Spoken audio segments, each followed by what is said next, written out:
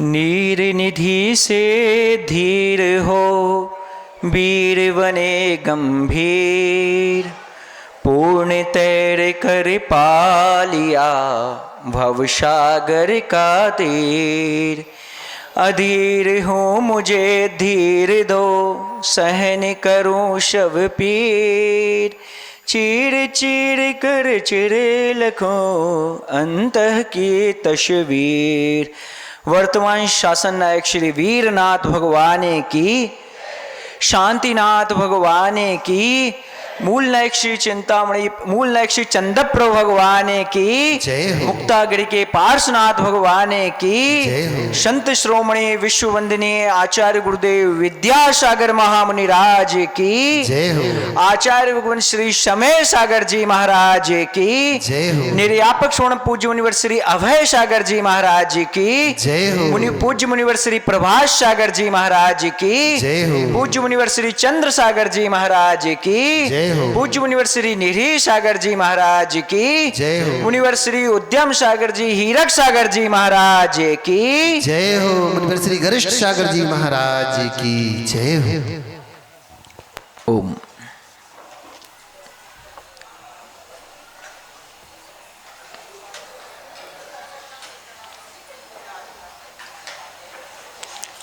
एक साथ कई अवधान करने वाले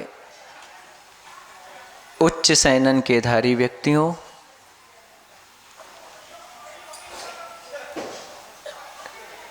अपने कार्यों को विराम दे दें। ठीक। व्यक्ति का जन्म हो गया, हो गया। बालक अवस्था से बड़ा हो गया, हो गया।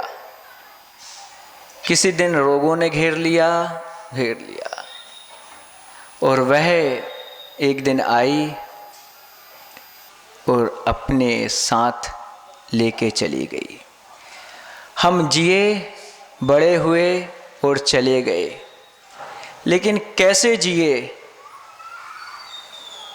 कैसा जीना था और किस लिए जीना था, ये समझ नहीं पाए। जीवन तो हर व्यक्ति जीता है, लेकिन जीवन को किस तरीके से जीना है ये महत्वपूर्ण है, ना कि जीवन जीना महत्वपूर्ण है। कोई बड़े आनंद से जीता है, कोई दुख तकलीफों में जीता है, कोई प्रभाव में जीता है, कोई अभाव में जीता है। जब तक आयु कर्म है तब तक तो वह व्यक्ति जीता है और जिएगा, लेकिन जीना कैसा है। कल महाराज श्री ने शायद एक बात बताई थी कि एक समय ऐसा आता है जब व्यक्ति के पास दोनों कान रहते हैं, लेकिन वो फिर भी है ना कन्फ्यूज रहता है, मतलब उसके दोनों कान फ्यूज रहते हैं, उसे किसी की भी कोई बात समझ में नहीं आती कि अब करें क्या। वो कहता है कि हम कंफ्यूज हैं, तो हमें तो समझ में आता है, कोई की बात सुनता नहीं है। वो कंफ्यूज नहीं, उसके दोनों कान फ्यूज हैं, इसीलिए वो कंफ्यूज है। कैसे जीना है और कब जीना, इसके लिए आपको चाहिए एक अच्छी संगति, एक अच्छा सानिध्य, एक अच्छा अवसर आपके जीवन को उन्नत बनाए, आपके जीवन को एक नई दिशा दे। इसके लिए ये अवसर आपके बीच में आया है। किसने सोचा है आपके बारे में?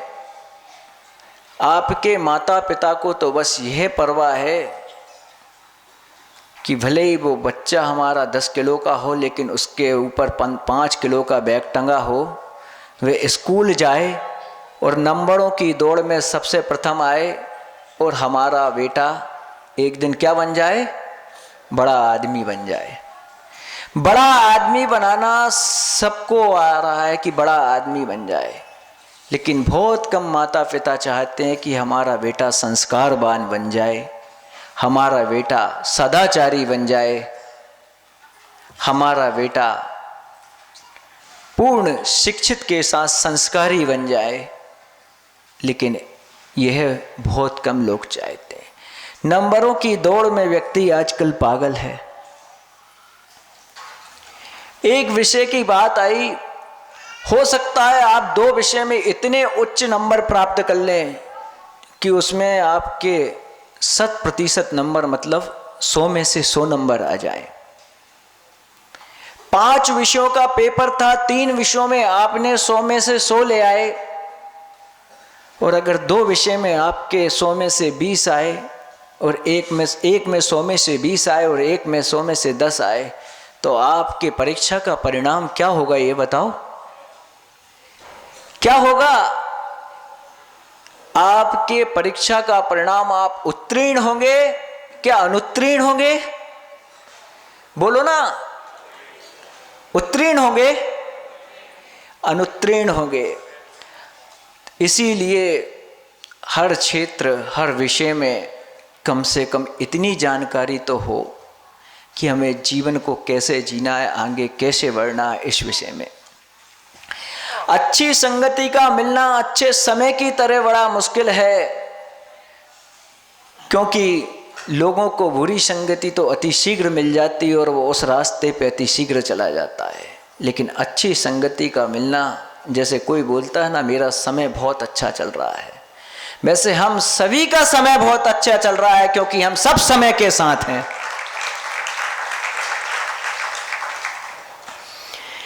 इस दुनिया में रहते हुए अनेक लोगों को लगता है, कौन कौन नहीं चाहता, बाहर किसी व्यक्ति से, यहाँ दरवान खड़ा, उससे भी पूछ लो को भाई तुम किसी बड़े व्यक्ति के व्यक्तित्व से मिलना चाहते हो, उसके पास जाना चाहते हो क्या? वो कह देगा हाँ। लौकिक जगत में आप अपने बच्चों से पूछ लो तो वो बोल देगा कि मुझे विराट कोहली के पास जाना है, उसके साथ एक फोटो खिंचवाना है, उसका ऑटोग्राफ लेना है। जिन्हें संगीत से प्रेम होगा तो वो बोल देंगे मुझे श्रेया घोषाल, ना जाने कितने कितने लोग आ गए हैं, उनके साथ मुझे फोटो खिंचवाना है। जो उद्योगपति वगैरह होगा वो सोच रहा है शायद अनिल अंबानी, महिंद्रा, अडानी के साथ मेरी मुलाकात हो जाए। हर व्यक्ति चाहता कोई बड़ा बड़ा व्यक्तित्व मिल जाए जिसके पास हम पहुंच जाएं। क्यों? हम इसलिए पहुंच जाएं ताकि हम उससे बात करके, उसका परिवेश देख के, उसके आसपास जाकर हम कुछ हासिल कर पाए। जिस व्यक्ति की जिस विषय में रुचि होती है वहां जाना चाहता है। अगर जो थोड़ा सा पूजन पाठ कराना आता है तो वो भी चाहता है कोई बड़े प्रतिष्ठाचार्यों से मिल जाऊं ताकि मेरी भी कुछ तरक्की हो जाए। चाहता है कि बड़े प्रतिष्ठाचार्य अगर लंदन जा रहे हैं तो मुझे कम से कम लखनऊ धोनी भेज दें। वह चाहता है क्योंकि जिसके पास जो होगा वो वहीं से मिलेगा, और उनके पास से वे एक ऊर्जा प्राप्त करना चाहता है।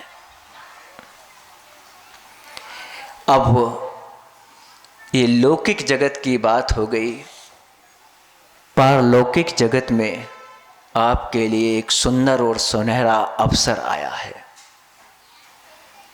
किसके लिए आया है अवसर? ये उन उम्र वालों के लिए अवसर आया है जिनके हमेशा कन्फ्यूज रहते हैं, और जो कन्फ्यूज रहते हैं और ना जाने कौन कौन सी दिशाओं में चले जाते हैं और उनका उद्धार नहीं होता। किसने सोचा है आपके बारे में? उन्होंने सोचा है जो प्रतिपल अपने बारे में, अपने ही चिंतन में, मतलब जो समय है और समय के बारे में ही सोचते हैं, और जो भी बात कहते हैं वो समय मतलब आगम के द्वारा ही कहते हैं। उन्होंने आपके बारे में सोचा है कि आपको सही दिशा दी जाए, आपको सही राह दिखाई जाए। यह जब आप उनके पास जाएंगे एक नई ऊर्जा आपको प्राप्त होगी। जब आप उनके सानिध्य में रहेंगे तो आपको एक अद्भुत अतिशयकारी ऊर्जा प्राप्त होगी, जिससे आप ऊर्जावान हो जाएंगे। और जब वह ऊर्जावान होकर आप नई दिशा में, जो उनके द्वारा दिशा निर्देश दिए जा रहे हैं, उस दिशा में आगे बढ़ेंगे, तो निश्चित ही एक दिन आप अपने लक्ष्य को पा जाएंगे। आप स्वयं सोचो कि आप जिस माहौल में रहते हो, वह माहौल आपके ऊपर प्रभाव डालता है। इसका उदाहरण एक छोटे से ही,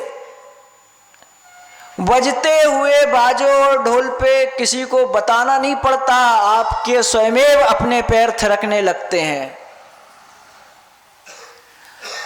एक कहावत थी कि बेगाने की शादी में अब्दुल्ला दीवाना। ये इस कहावत का, इस मुहावरे का अर्थ समझ में नहीं आया, लेकिन एक दिन ये अर्थ स्वयं समझ में आ गया कि कैसे माहौल मिल गया।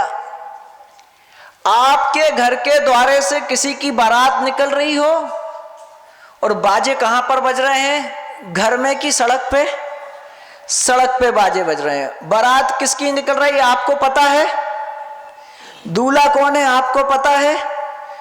तो भी नहीं पता, लेकिन जो बाजों की आवाज आ रही है, आप अपने छज्जे, जैसे क्या बोलते हो, छज्जा बोलते हो, खटखट बोलते हो, घोक बोलते हो, बालकनी बोलते हो, आप उस पर आके देखते हो क्या हुआ, बाजे बज रहे हैं, किसी की बारात निकल रही है, आप किसी को नहीं जानते, लेकिन कमरे में जाके आप भी दोनों हाथ ऊंचे करके थोड़ा बहुत तो थिरक ही लेते हो।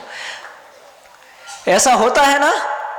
इसी को कहे, जब वहाँ तो कोई संबंध नहीं था, किसी को पहचान नहीं थी, तो ऐसा करने का मन हो गया। अरे हमें तो उनने बुलाया है जिनसे हमारा संबंध ऐसा है जैसे हृदय का श्वासों से संबंध है, तो हमें तो बिल्कुल निश्चित ही जाना है।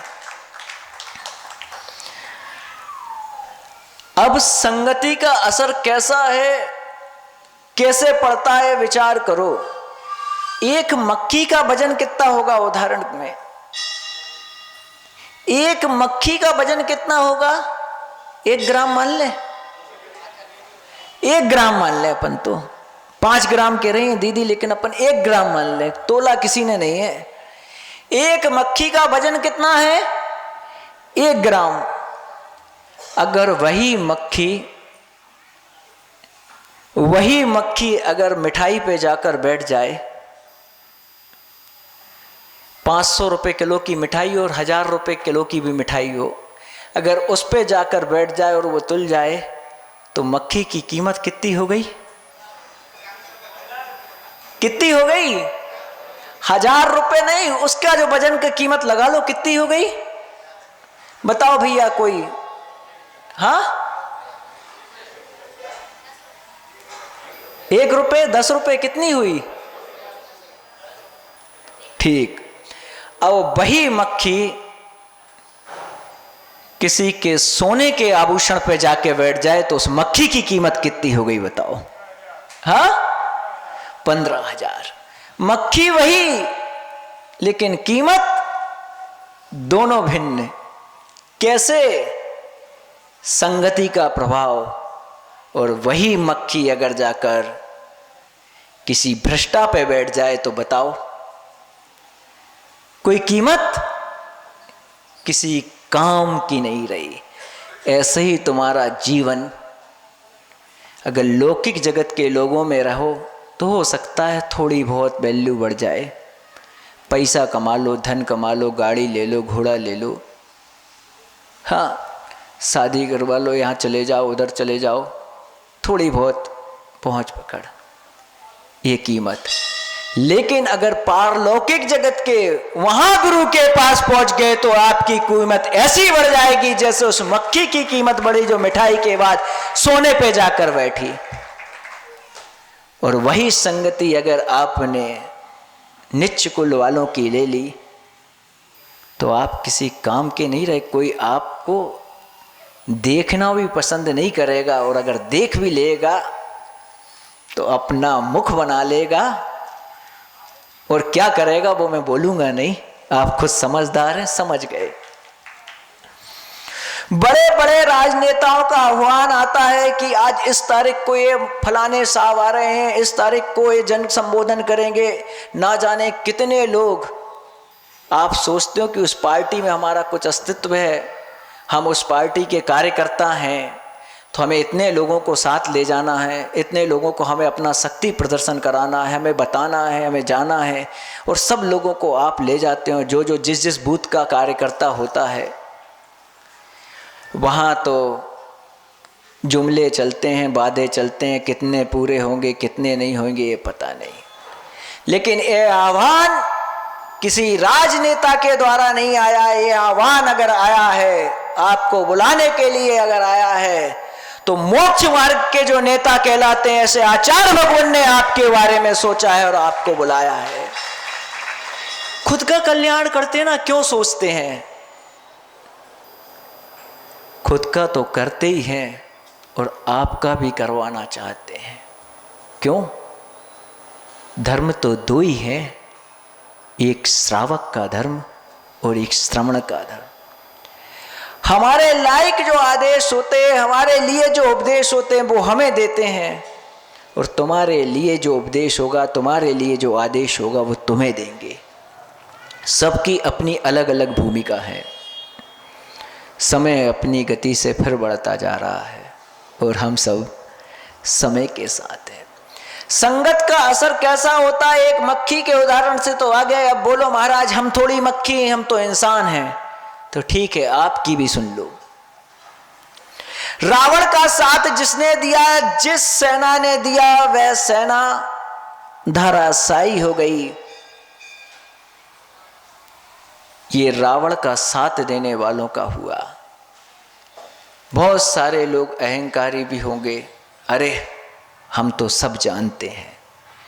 ऐसे ही कोई अहंकारी था, वह मरुभूति का जीव था कि मैं सब कुछ जानता हूं, लेकिन उपक्रम तो इतना ही था कि एक बार चलो तो सही तुम। ऐसे ही हम तुमसे कहना चाह रहे हैं, एक बार जाओ तो सही वहां। लेकिन जब वह मरुभूति का जीव पहुंचा उनके समोशरण में, तो क्या हुआ? अहंकार तो नष्ट हो गया, मान खत्म हो गया, और जिनके शरण में पहुंचा था वह तो भगवान थे, लेकिन उनकी शरण में पहुंच के वह भी एक दिन स्वयं भगवान बन गया। बस इस संसार में समय मतलब वक्त, समय मतलब आत्मा, समय मतलब आगम, और समय मतलब हमारे गुरुदेव। उनसे बड़ा कोई नहीं। जिन शासन को जब भी उन्नत करेंगे तो आचार्य ही करेंगे, क्योंकि मंगलाष्टक में क्या पढ़ते हो भैया? आचार्यो, जे आप ही पढ़ते हो। अपनी बात को विराम दूंगा छोटी सी पंक्तियों के साथ। हाँ बोल रहे हैं महाराज, कह रहे बोलो तो सही, बोल ही रहे हैं। नारे तो सब लगाते हो, मैं कुछ बोलूंगा आपको भी जवाब देना है कि धर्म की रक्षा कौन करेगा? धर्म की रक्षा कौन करेगा? अरे कैसे करोगे, कैसे करोगे? अब ये नहीं बोलता कोई। नारे लगानों से धर्म की रक्षा नहीं होगी, चिल्लाने से धर्म की रक्षा नहीं होगी। कोई पार्टी के कार्यकर्ता नहीं हो कि ये पार्टी जिंदाबाद, ये पार्टी जिंदाबाद। आप हाँ कैसे करोगे, कैसे करोगे पता नहीं तुम्हें, कैसे करोगे? अपने जीवन को अगर अच्छा बनाना है तो कैसे करोगे?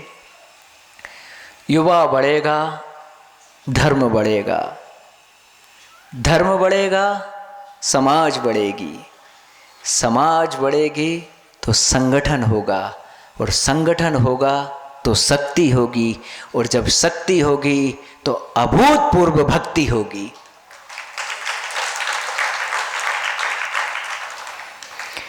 पुण्य का अवसर आया है, गुरुवर ने बुलाया है। तुम गुरुवर को याद करो तो भाग्यशाली हो, और गुरुवर तुमको याद करें तो सौभाग्यशाली हो। खुद में रहने वालों ने, खुद मतलब समय, अपनी आत्मा में रहने वाले मतलब आचार्य भगवान समय सागर जी ने, खुद में रहने वालों ने तुम सबके बारे में सोचा है। अरे जीवन को उज्जवल करने का ये सुंदर सा मौका है। बड़े बड़े मोटिवेटर भी, आप अगर उनके यहाँ जाना चाहोगे ना तो फीस लगती है भैया, फ्री में कोई मोटिवेट नहीं करता। और वो मोटिवेटरों की कहानी एक दिन समझ में आई। एक जगह कार्यक्रम था, उसको वहाँ जाना था, उसकी फ्लाइट चूक गई। अब वो खुद को तो नहीं कर पा रहा बी पॉजिटिव, क्योंकि भाषा पूरे कार्यक्रम का। बड़े बड़े मोटिवेटर भी जिनसे मोटिवेट होते हैं कौन? अरे विद्या गुरु की परिछाया को हम समय गुरु सब कहते हैं। अरे एक दिन की बात है केवल, एक दिन की बात है केवल, क्या इतना ना कर पाओगे? एक दिन की बात है केवल, क्या इतना ना कर पाओगे? फोटो रील शॉर्ट्स में तुम क्या अपना समय गंवाओगे? फोटो रील शॉर्ट्स में क्या तुम अपना समय गंवाओगे? जाओगे तुम सभी वहां पर, मुझको ये विश्वास है। कल बड़े महाराज जी ने भी बोला था कि जाना है, परसों उद्यम सागर जी महाराज जी ने भी बोला था, प्रभात सही सबने बोला था कि तुमको वहां जाना है। जाओगे तुम सभी वहां पर, हमको ये विश्वास है। जाओगे तुम सभी वहां पर, हमको ये विश्वास है।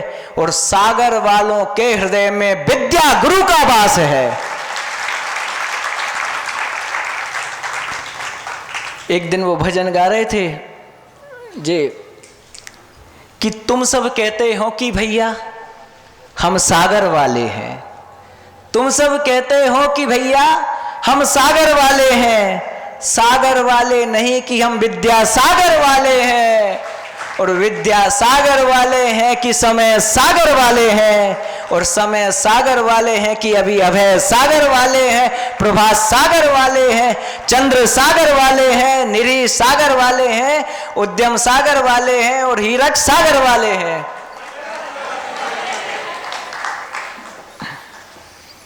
सबको जाना है सुन लो, सबको जाना है सुन लो, हम ये संदेशा लाए हैं। सबको जाना है सुन लो, वहाँ से ये संदेशा आया है। और 30 अगस्त को समय गुरु ने तुम सबको विद्योदय में बुलाया है, तुम सबको विद्योदय में बुलाया है। अपनी बात को विराम देता हूँ। बोलो अहिंसा परमो धर्म की, आचार्य भगवान श्री विद्यासागर जी महाराज की, आचार्य भगवान श्री समय सागर जी महाराज की जय हो बंधुओं।